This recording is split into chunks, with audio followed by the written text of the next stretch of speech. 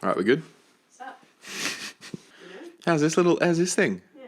Your little toy? What is it? What you got yourself there? G'day guys, today we're going to look at 3 ways we can make a neon type and signs using splines inside Cinema 4D. Because who doesn't love a bit of neon action? I feel like one of the biggest requests I get is to make neon typography, and I love it. On top of that though, if you're working on a branding project, it's always nice to show that mark beyond just its vector form to give it some real world context. And a nice shiny neon sign of your logo just might be the right thing. Let's jump straight in and I'll show you the 3 ways I've found to make these neon signs really quick.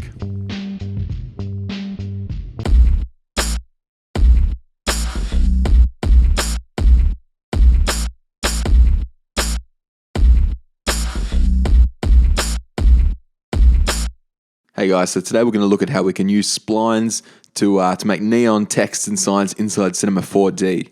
So the first one we're going to have a play with here is what I like to call the inline spline. So what we're going to do here is create a spline that goes through the center of our text. Now the idea with a neon letter is you want it to look like it's made up of just one tube all the way through. So that's why I decided to show you how to do this on an A, because we've got this bar in the middle of our text. So naturally our A isn't one continuous line. So we need to try and fake that a bit. So as you can see, as we work our way to the base of the A here, we actually need to continue that spline back up into the middle, which is going to form that bar. And once we take this spline into Cinema, then we can start repositioning these new points, which will allow this A to look like it's made up of just one loop. So you can see I'm just working along here, just using guides to help determine where the middle point of this A is. Nice, now that we've got this spline done, let's export it to Illustrator, and then we'll take it into Cinema 4D and start setting it up. So the first thing I'm going to do is just zero out our position, and then I'm going to dive straight into our point selection mode. And you can see I'm just working my way along the middle bar of the A, and then back down that leg of the A.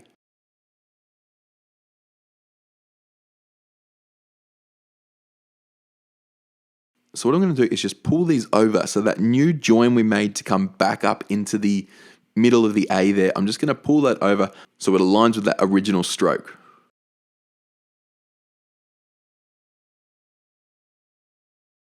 And you can see I'm just rearranging these points to get a nice smooth shape.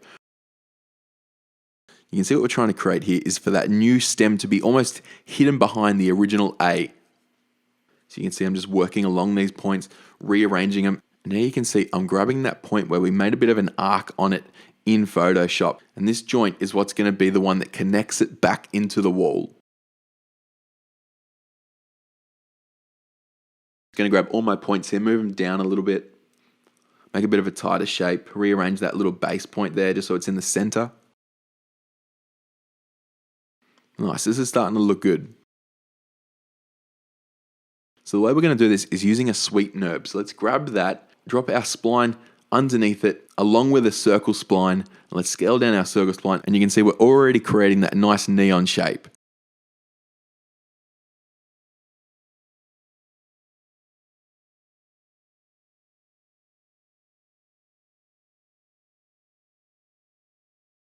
Now you can see we've forgotten that initial point. We need to pull that back into the wall as well.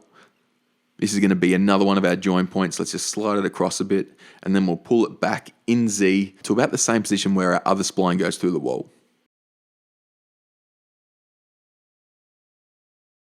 Just coming back to that base point, you can see our spline isn't quite matching the other one. We could create a bit of a smoother shape here if we want. We can really just go in and really finesse our spline here.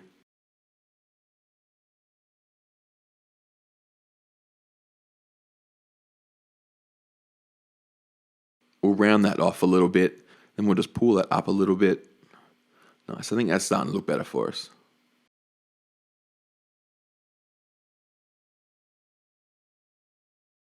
Let's turn that circle back on so we can see this in its glory. You can see how quickly we can start generating these neon lights just with a couple of simple splines. Nice, this is starting to look good for us here. So what I'm going to do is just grab a plane, change its orientation here. What this is going to be our wall. So I'm just going to jump back into our 4 views here, and I'm going to pull that back just so those little points on our neon there are intersecting with the wall.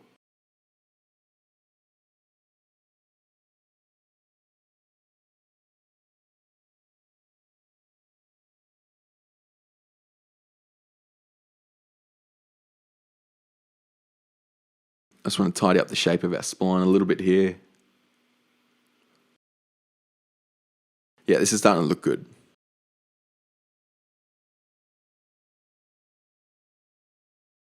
And this is looking nice. We've got a nice smooth shape here all the way along our spline.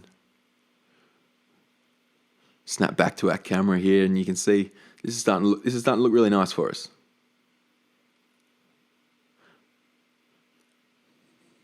Now what I'll do, I'll just come in here, scale out that plane a bit so our wall fills our scene for us.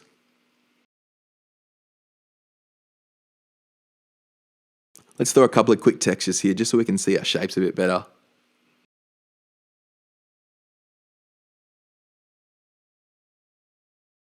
Maybe a nice deep green here to represent our neon tubing. And we'll use that same color, we'll just matte it out, get rid of that reflection, and that can be our wall. Now what we need to do is create some plugs or some joiners that actually connect our neon tubing here to the wall. So what I'm going to do is just grab ourselves a tube and I'm just going to scale it down. Nice and simply. And then in my 4 views, I'm just going to reposition this so it's right where our neon tubing meets the wall.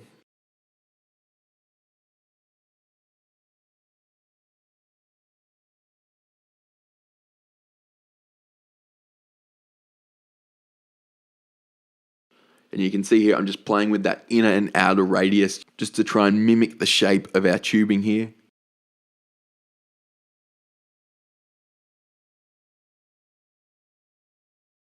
I'm just going to pull this over a bit so it intersects with the wall a little bit.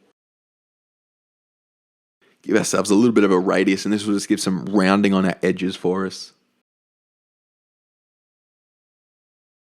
And then what I'll do, I'll just copy that exact same tube, but I'll just pull it a little bit further into the wall. And what I'll do is just scale this up a bit. And now with both of these selected, I can just reposition them a bit along that neon tubing.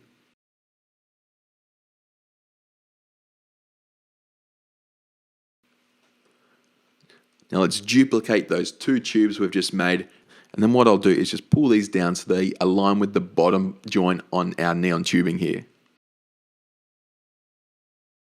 And nice, we've just created a couple of simple plugs using some primitives, but it's a nice simple way to start building up these scenes.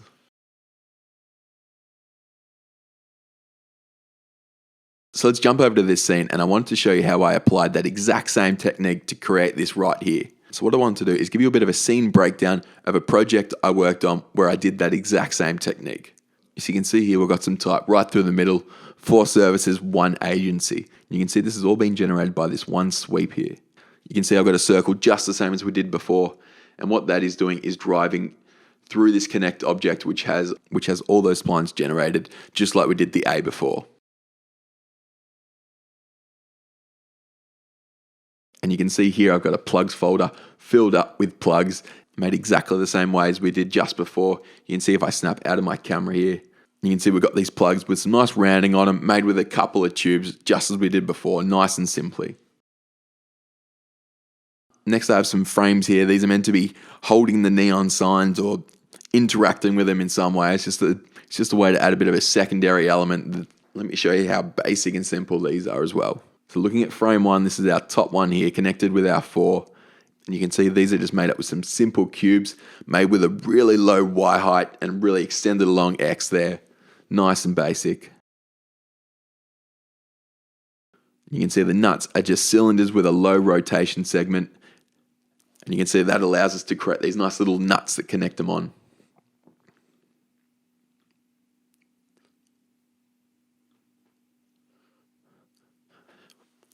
Now, the last thing in this scene, you're going to notice we've got these cords that are running down from our letters and just dangling off in the bottom of the scene. These can be a lot of fun to make and really art direct how they interact with the letters.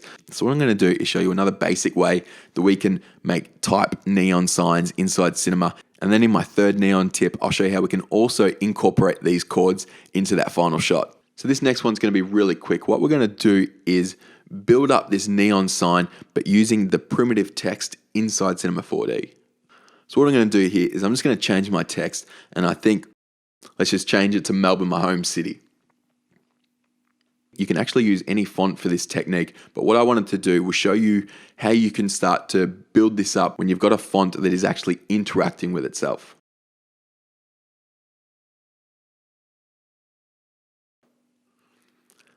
So let's grab a sweep just as we did before. We'll drop a circle into that, and then we'll drop our text under that. We'll just scale up our circle a bit, and you can see what's happening. That circle is actually wrapping around every point here, and we're getting that intersecting. It's just not looking great. What we want to do is create a nice spline to not be intersecting. We want it just to wrap nicely all the way around here. Now, unfortunately, this isn't the quickest way. Look, it doesn't take too long, but if you know of a way to do this quicker, please let me know. What we're going to do is use our text here as a bit of a base, a bit of a guide to where we want our letters to go. And then what I'll do is start to create individual text objects per letter here to ultimately spell out Melbourne for us. So let's copy our text object here. And in the text properties here, I'm just going to make that a lowercase e. And then I'll reposition that to where our e is on our original text object.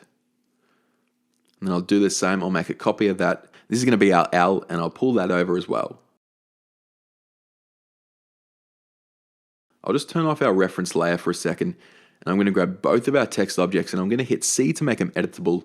And you can see when I come over to this spline union tab, it actually makes one spline of our two selected splines. But you can see we've got a little bit of a lip just on our joints. We'll just undo that, and we'll grab our L, and let's just move it over a bit, just so that intersection is a bit of a smoother join. There we go, that looks nicer. So we'll just do that same thing again. We'll grab both those two text splines, and then come over to the spline union tab, and you can see what we've got here. This nice smooth spline all the way around those two letters. We've got this nice merge of those two splines. And now you can see when I drop that into the sweep, it wraps nicely around without that intersecting in the middle. So all we need to do now is duplicate that same technique for each letter, working all the way along here. And then we'll grab all those text objects, make them editable, bring them together in that spline union, and then we'll be good to go. So let's keep working our way along here, making new text objects and repositioning them so we've got a nice intersection with the spline before it. Now, it may not perfectly align with your reference layer, but that's fine. We want to create a nice smooth join for each letter here. So we're just got to reposition these so it best works for us.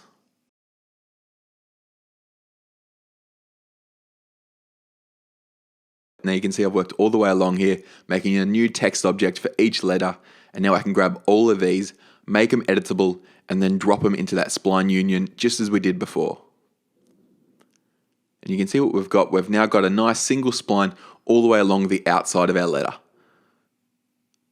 Now we've just lost the inside of our first E, so let's duplicate that, and then we'll do the same technique. We'll merge them together, and then we'll just grab the inside of that E on that other layer. So let's drop these into that spline union.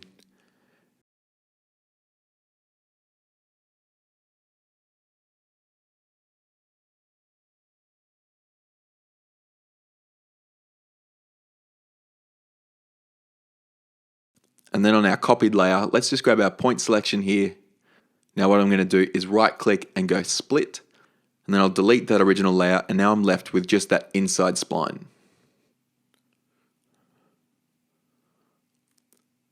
I'll grab both these splines, drop them into a connect, hit C, and now I've got one spline for all my inside letters here. Now I'll do the same with my M. I'm going to make that editable as well. Select that with my other text layer, drop both of these into a connect, hit C, and now I've just got one text object for my whole spline here.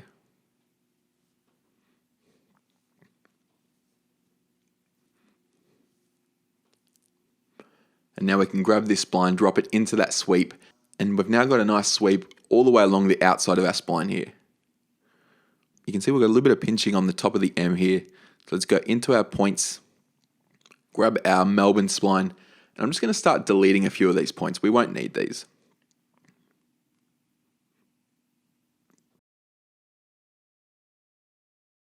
I can toggle on and off my circle spline to see if I'm getting a nicer shape in. You can see that's starting to work. Let's just start removing a few of the points from this side as well.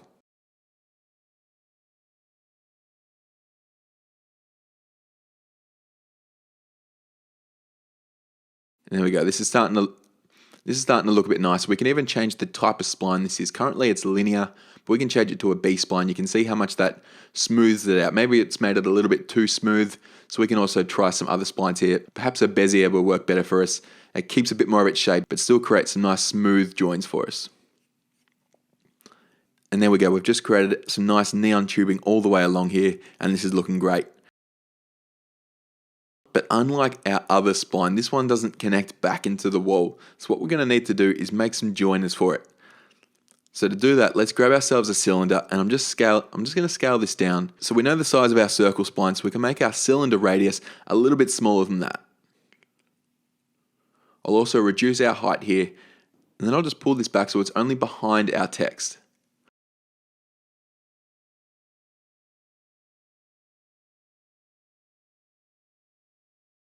Let's grab ourselves a plane. This will be our wall that we're going to connect to. And then I can pull this back just so I've got a little bit more distance between the wall and our neon tubing.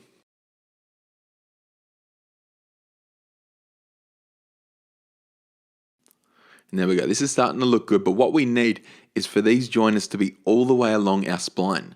So to do that, let's grab ourselves a cloner, drop our cylinder into that, and we're going to change our mode here from linear to object, and then we'll make a copy of our Melbourne spline, and then we'll drop that Melbourne spline into our clone object field. I'm going to turn on loop here and just have a bit of a play with different distribution modes here. So I'm having a look at step, and you can see what it's doing, but what we want this to do is still be facing the same way and connecting to the wall. So you can see here, when I turn off align clones, we now get that following the same direction we had our original cylinder set.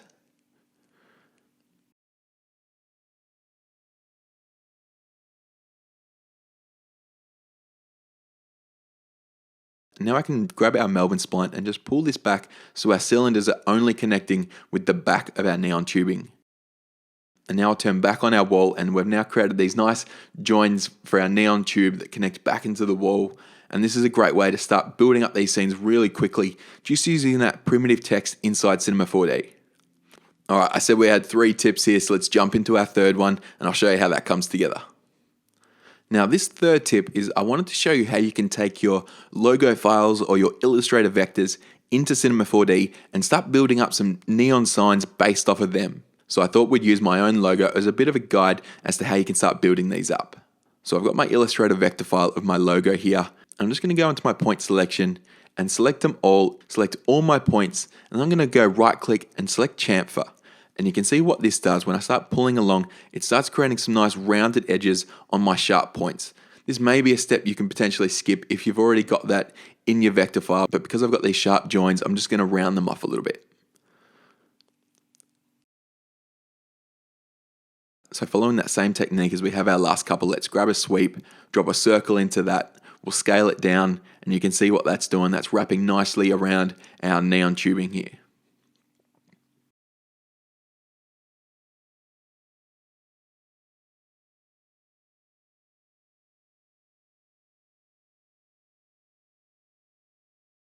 And what's great with Cinema, it gives you full control of your Illustrator file. You can bring it in here and still reposition these points just so we can get a nicer finish. You can see these are probably just a little bit tight, so I can select all these, pull them over, and it still keeps that integrity of the logo. And you might find the same thing with your own vector files.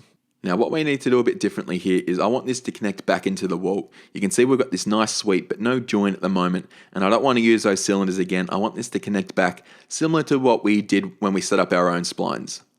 So I'm going to come into my point mode here and grab our knife tool. So I'm just going to make a couple of cuts here and then move on the inside and make 2 additional cuts inside them.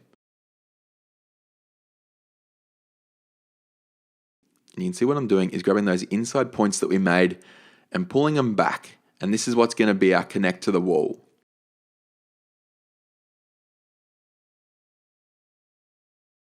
I'm going to scale them out a bit to create a smoother shape here.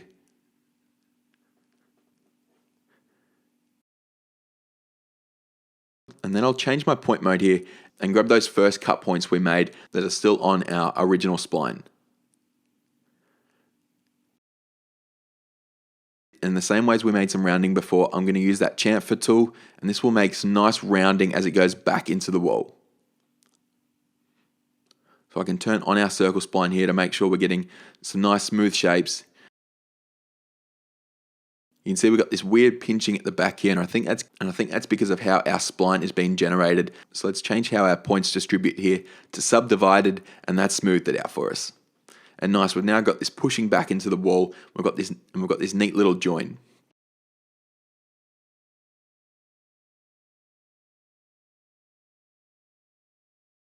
So what we need to do now is grab another plane. By now you know what this is going to be. This is our wall that we're pushing back into.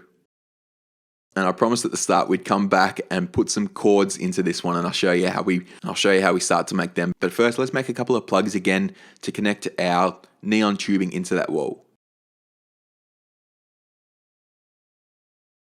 We'll make these a little bit differently here just for fun. Let's grab ourselves another cylinder and we'll reposition this so it's at the join of that neon tubing.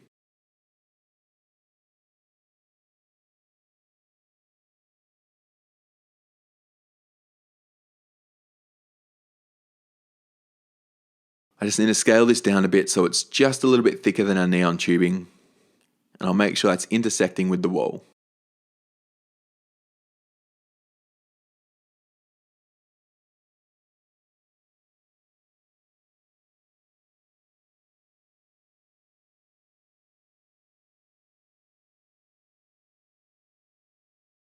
You can see I just need to pull this up a little bit. So I'll jump back into my 4 view so I know exactly where to reposition this. And then I'll hit C to make this editable. And what I'll do is grab all the polygons on the face here. So hitting UL for that loop selection. And then I'm just going to give these a little inner extrude. And I'll just scale this down to about the size of our neon tubing.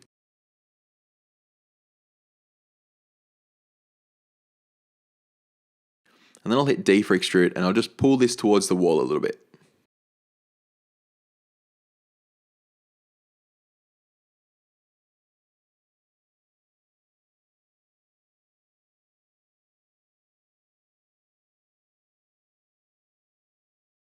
Now with my cylinder selected, I'll drop that into a subdivision surface, and you can see we've created this fun little shape for our neon tubing to be connected back into the wall. I'll duplicate that and pull that over so it also connects our other point to the wall.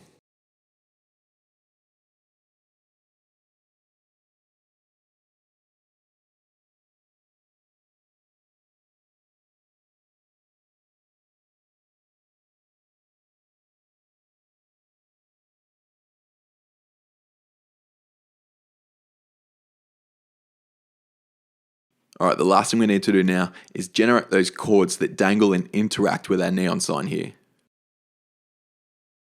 Alright, you can see I've pulled over one of those frames from that earlier scene we saw. Let's get straight into making these chords. So what I'm going to do is grab my pen sketch tool. I'm going to simply draw a shape that I want my chord to follow. So maybe it comes down, comes back over our joins here, and then trails down off the screen.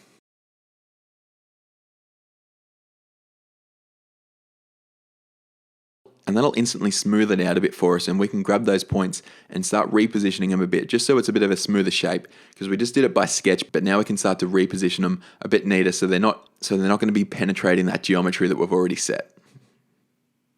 And nice, this is starting to look like a nice shape for our chord to follow.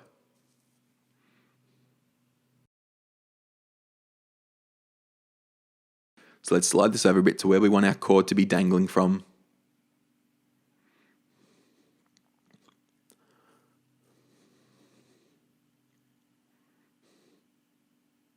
And let's start to create a bit of a shape for our chord here. Now, following the trend of this tutorial, let's grab a sweep nurb, drop a circle into that, and our spline under that. And there we go, we started to create the shape of our chord, but now we can dive in, start to play with the points of our chord here to really get a nice smooth finish. So let's grab this first one. This is going to be the one that joins into our neon sign. And you can see we're just rotating that and just repositioning it so it's interacting with that sign. And now I can just work along the spline here, pulling them down, repositioning them, rotating them so they're dangling on our neon tubing.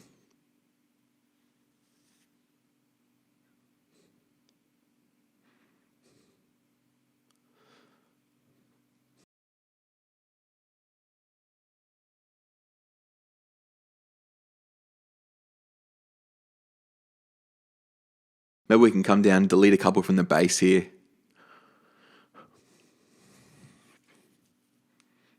pull this over, create a bit of a smoother shape.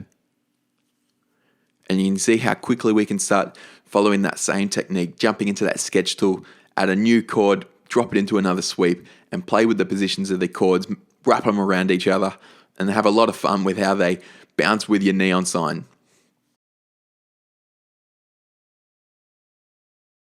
So let's turn this all back on, and there's our third tip of how we can bring in Illustrator vectors, bring in your logo files, drop it into Cinema 4D, and start to build up these neon signs, which can be a lot of fun and a great way to give your flat vectors a bit more life. All right, thanks guys. I hope you can take something away from these simple steps and start having a bit of fun playing with those sweep Nurbs, just using a couple of splines. It's a really simple technique, but you can create some great outcomes. All right, thanks guys. I'll see you again soon. Cheers.